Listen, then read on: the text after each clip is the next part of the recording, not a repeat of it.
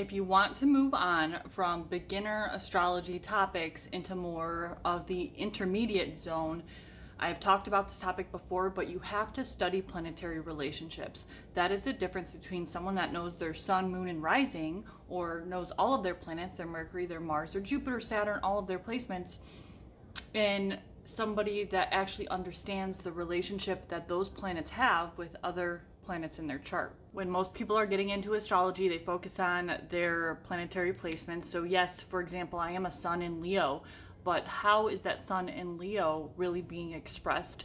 That is going to be determined by the planetary relationships that my sun is making, the aspects it's making, or aka the conversations that it's making with other planets in my chart. Now, this is a different conversation than focusing solely on the aspects themselves, because you need to look at the individual placements in isolation and their relationship and connection to each other, and that other planets relationship to other planets. So yes, it's very complex. Some planetary pairs work very well together. The moon and Venus, for example. Other planetary pairs, Uranus and Mars, for example, one of my least favorite planetary pairs, which we actually just had a conjunction in transit of.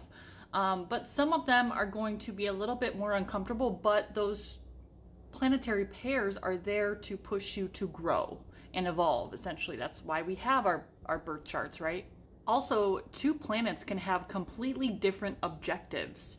So these two planets, maybe they are in a harmonious aspect, right? Maybe there's a trine between two planets that just basically don't really have the same outlook. They don't really have the same mechanism of action, especially when color-coded with the sign that they're in. This is one of the many reasons why people with different sun signs can experience their sun sign in a completely different way. Like, some people have their sun in Leo and they don't feel like a Leo.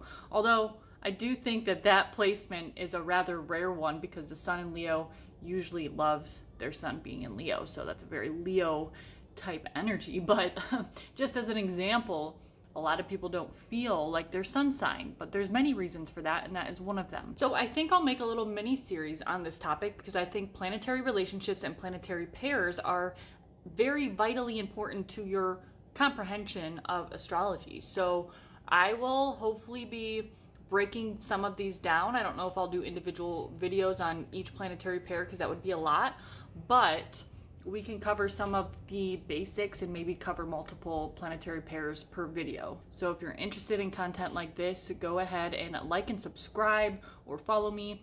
And personal readings for astrology and tarot can always be found up at the link in my bio. Much love, y'all.